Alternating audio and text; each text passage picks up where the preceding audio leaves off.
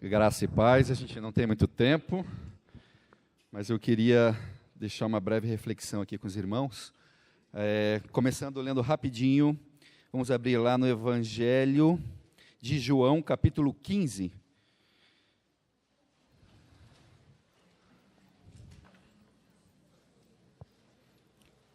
Jesus falando da videira e os ramos. Ele diz: eu sou a videira verdadeira, e meu pai o agricultor.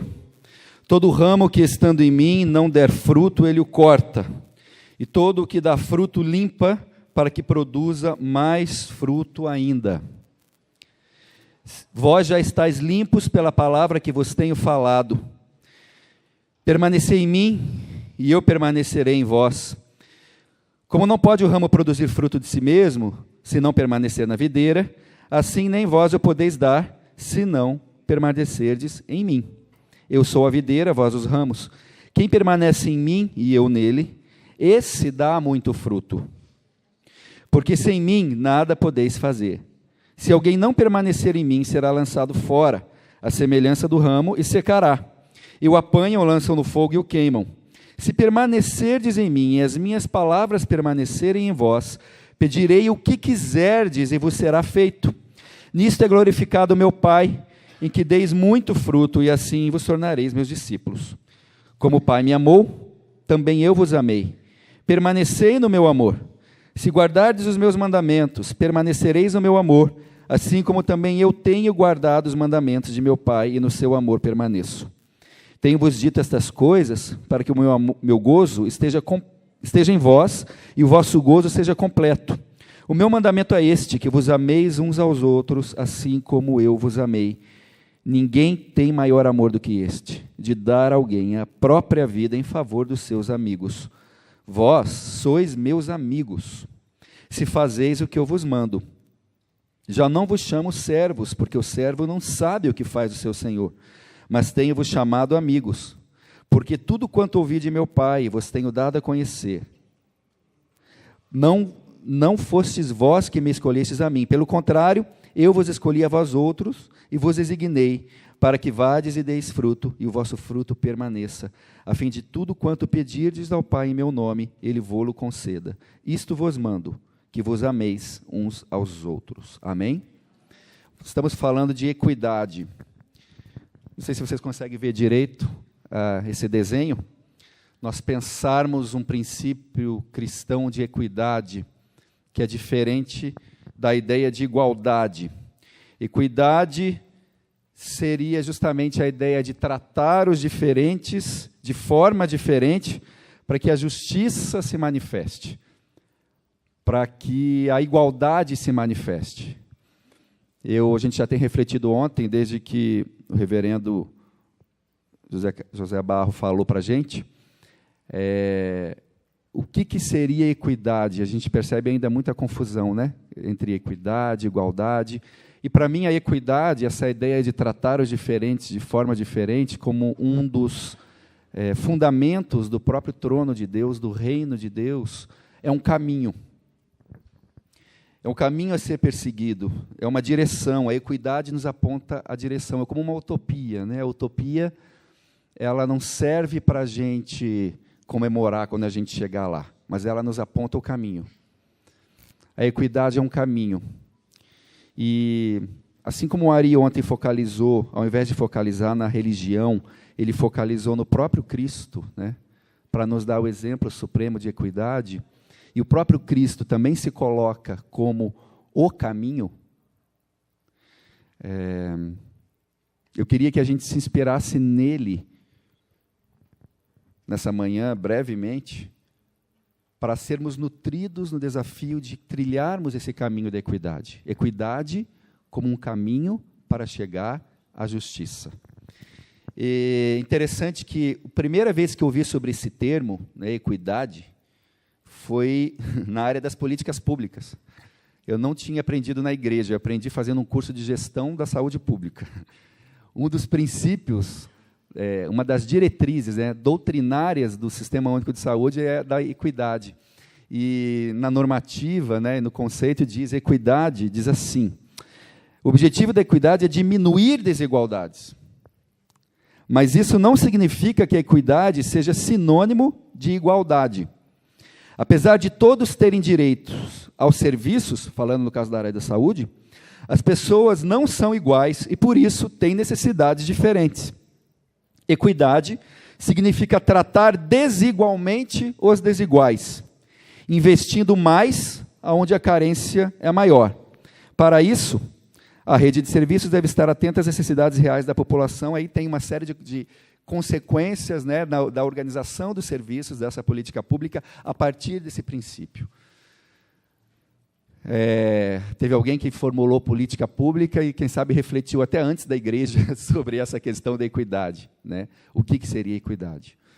E aí eu queria pegar alguns exemplos do próprio Cristo, mas aí nas relações que ele mantinha com as pessoas, exemplos de equidade na vida de Jesus, para que, inspirados nisso, a gente possa cumprir o mandamento que ele nos dá, de que amemos uns aos outros, dentro do que lemos de João 15.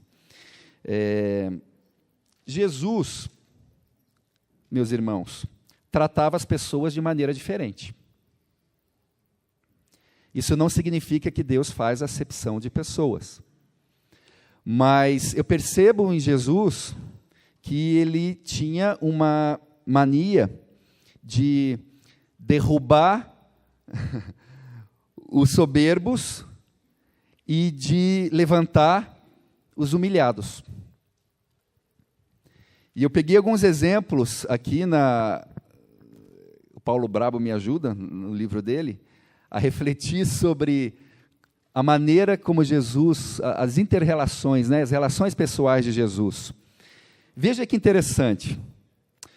Quando se esperava que ele despachasse a prostituta que veio embaraçá-lo num jantar oficial, ele fazia com que apenas ela se sentisse à vontade.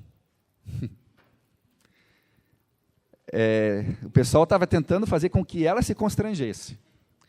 E Jesus dá um jeito de que só ela ficasse à vontade. Quando Pedro oferecia um único gesto em elogio e uma boa intenção, Jesus o chamava de Satanás. É impressionante a intolerância de Jesus com bajulação, com alguém que vinha tentando qualquer forma de manipulação. Quando se esperava um mínimo respeito aos religiosos, que tinham um alto status, ele garantia que as prostitutas chegavam ao céu antes deles. Quando uma devota erguia da multidão o seu embevecido louvor, feliz é a mulher que lhe deu a luz e os seios que lhe amamentaram, Jesus contradizia na hora. Na cara dura, não, a minha família é quem faz a vontade do meu Pai. Jesus era compassivo quando esperava-se o seu furor, especialmente em relação aos pecadores humilhados. Ele era compassivo quando se esperava o furor, e implacável quando estávamos certos da sua aprovação. Senhor, eu tenho obedecido todos esses mandamentos desde a minha mocidade, olha como eu sou bonzinho. Então vai e vende tudo que tem e dá aos pobres. Interessante. Ele calava seus inimigos e zombava respeitosamente da efígie de César com uma moeda emprestada na mão. A Deus o que é de Deus. A César o que é de César.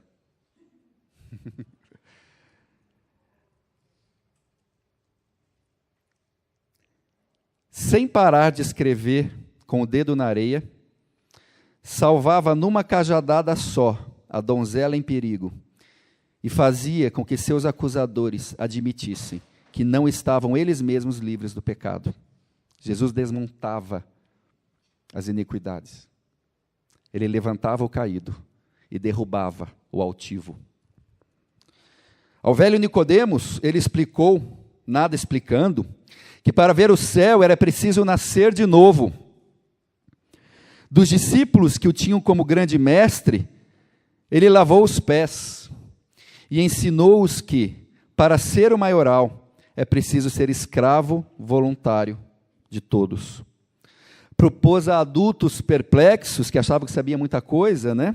Que para pôr o pé no reino de Deus, é preciso ser incompetente como uma criança. Jesus exaltou a criança. Colocou a criança no centro do seu reino. E ele disse que gente miserável, disse a gente miserável que infelizes eram os ricos. Infelizes são os ricos. Vocês são felizes. E ele teceu um elogio a uma viúva pobre, dizendo que aquela que menos deu, foi a que mais deu. Eu vejo sinais do reino da equidade. Eu vejo sinais do reino de Deus no agir de Jesus nas suas relações humanas. Aquilo que muitas vezes estava inclusive nas entrelinhas. Jesus, a imprevisibilidade dele, né? Ele era imprevisível, como uma manifestação da equidade que nós estamos tanto defendendo aqui. Equidade como a implementação do amor. Equidade como o caminho para a manifestação desse amor, que é o grande mandamento que ele nos deixa em João 15. Cristo, como a nossa maior inspiração, humilhando os que se exaltavam e procuravam manipulá-lo, exaltando os humilhados. E aí, só para, nessa breve ministração, fechar com o próprio João 15, que ele nos exorta a permanecermos na videira. Nós não vamos conseguir trilhar aquele caminho ali, esse caminho que ele trilhou, o desafio que nós temos sido desafiados a trilhar, sem olharmos para ele e sem nos nutrirmos dele. E eu estou falando para um grupo de pessoas, muitos de nós militam em organizações sociais, outros em igrejas, somos ativistas, somos inconformados, trabalhamos muito, eu sei que trabalhamos muito mesmo, e há um perigo histórico de cairmos num ativismo, de enveredarmos por um humanismo, um mero humanismo, sermos bombardeados por teologias muitas, e teologias liberais, inclusive, que o caminho logo em seguida, e a gente vê isso historicamente em muitos países, é a secularização. E daqui a pouco estamos fazendo como qualquer pessoa faz, o que é meramente politicamente correto, o que é um mero humanismo, e não estamos mais sendo nutridos pela videira verdadeira, que nos ensinou o caminho da equidade.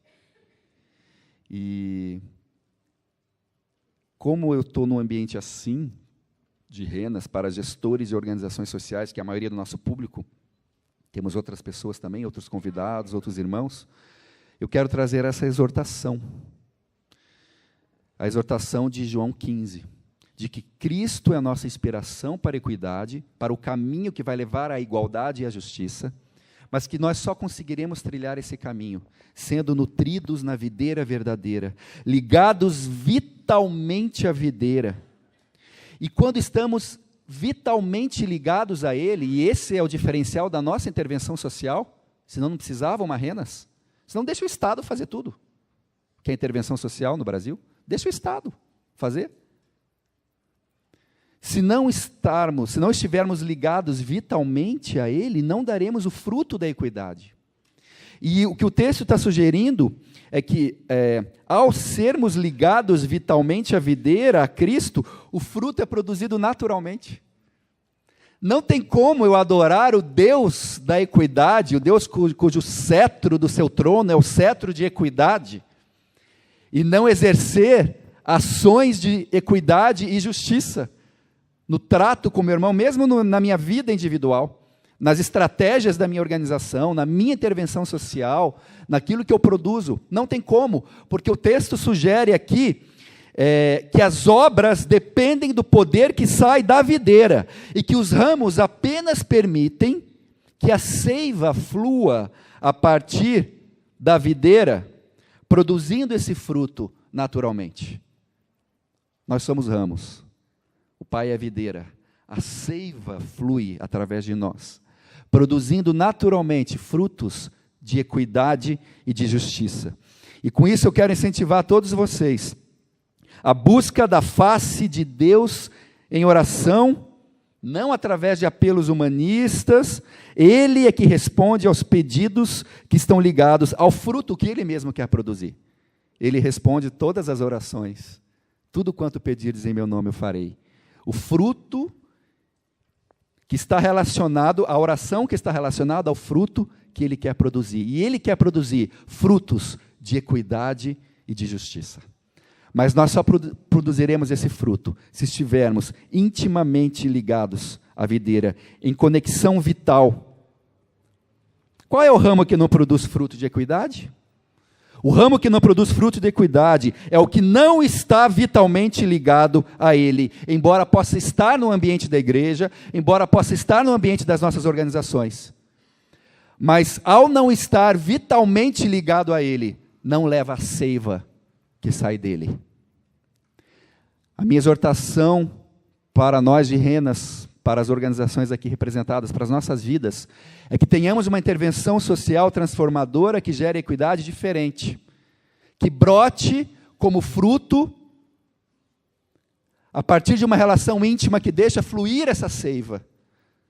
A seiva que vem daquele que viveu a equidade. E que eu citei só alguns meros exemplos aqui, nas suas próprias relações, e cujo trono, cetro do seu trono, é o cetro de equidade. Conexão vital inclui oração, dependência de Deus, inclui fé. As nossas obras são obras de fé. É Ele que faz. Nós somos nutridos para gerar iniquidade e justiça numa geração e numa sociedade iníqua. Nós somos nutridos pela videira. É isso que faz uma rede evangélica nacional de ação social. É isso que faz que a sua organização gere vida, e não só tecnologias sociais estéreis. É isso que faz a gente não cair na armadilha do que é politicamente correto, muitas vezes, mas biblicamente incorreto. É unicamente estarmos ligados à videira verdadeira, aquele que viveu a equidade. Queria chamar o Álvaro aqui, a gente vai encerrar com um cântico. O Álvaro, eu gosto muito do Álvaro e da Thaisa, pena que a Thaisa não está aí, porque eles cantam o que a gente prega. Então é bom, porque aí o povo já sai cantando, e quando a gente canta, aquilo desce para a nossa emoção, para a nossa subjetividade, e a gente tem caminhado juntos já há muitos anos, né, Álvaro? E tem procurado passar essa visão de um reino de equidade. E eu queria que a gente cantasse. Não sei se você já ensinou essa música para eles? Essa não. É? Vai cantar Janela? Isso. Nós vamos cantar que a terra é do mesmo dono que o céu. E Ele quer a sua família reunida. Porque o sonho aqui e lá é igual. O sonho da justiça e o sonho da equidade.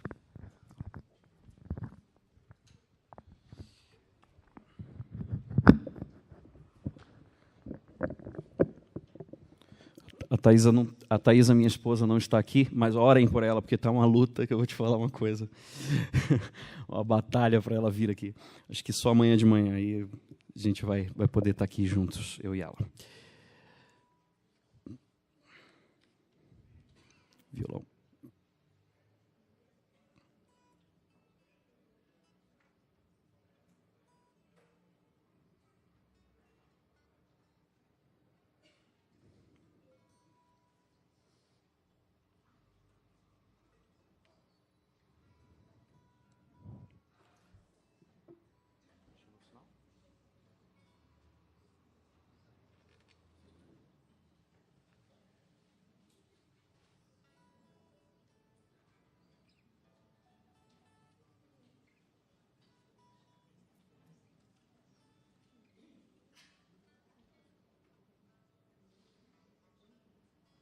Falei que está uma batalha?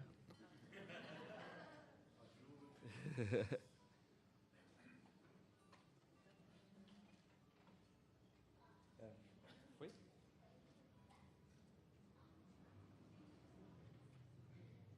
Aqui está tudo certo. O sinal chegou?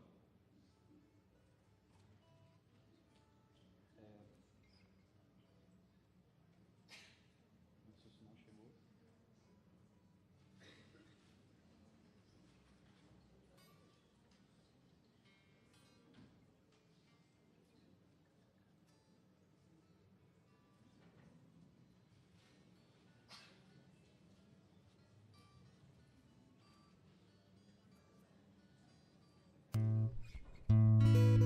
Amém, vamos lá.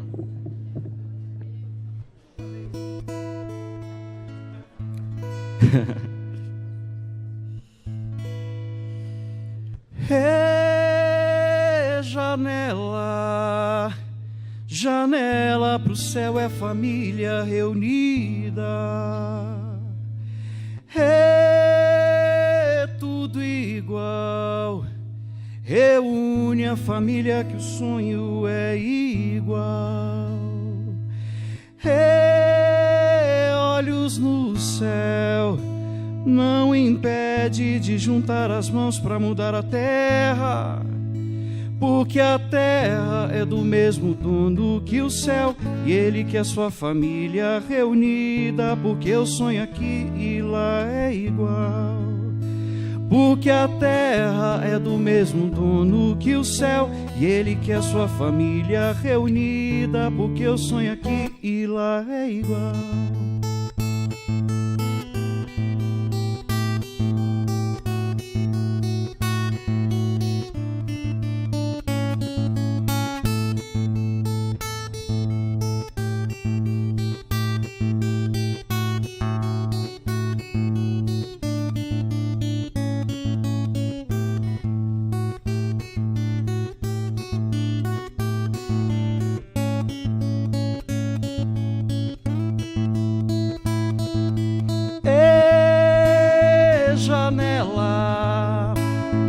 Janela pro céu, é família reunida. É tudo igual. Reúne a família que o sonho é igual. Pode acompanhar com palmas. É olhos no céu, não impede de juntar as mãos pra mudar a terra. Porque a terra é do mesmo dono que o céu, e ele quer sua família reunida, porque o sonho aqui e lá é igual. Porque a terra é do mesmo dono que o céu, e ele quer sua família reunida, porque o sonho aqui e lá é igual. Vocês, porque a terra...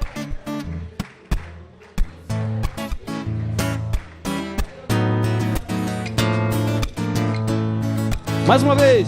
Porque a terra é do mesmo dono que o céu, e ele quer sua família reunida, porque o sonho aqui e lá é igual.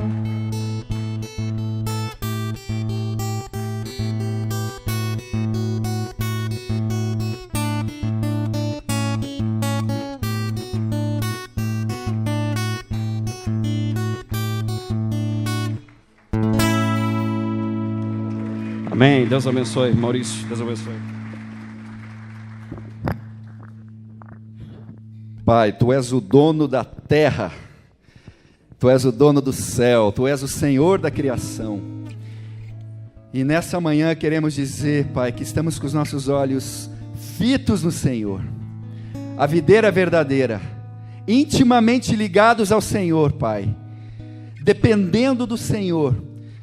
Como a serva olha para as mãos da sua senhora, nós olhamos, Pai, para o Senhor, esperando receber de Ti a cada dia a seiva que nos alimenta e que nos nutre para a missão que o Senhor nos deu, que é uma missão de equidade, de manifestação do amor.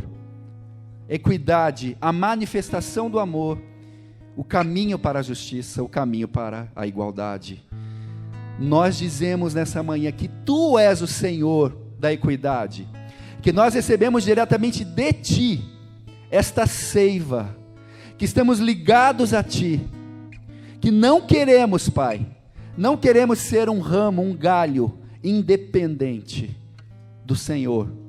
É o Senhor quem vai fazer de nós pessoas de equidade, ministérios transformadores de equidade, ministérios que trazem justiça, que proclamam e que fazem cumprir a justiça do reino de Deus. Olhamos para Ti, bendizemos o Teu nome nessa manhã, em nome de Jesus, amém, amém, a graça e a paz.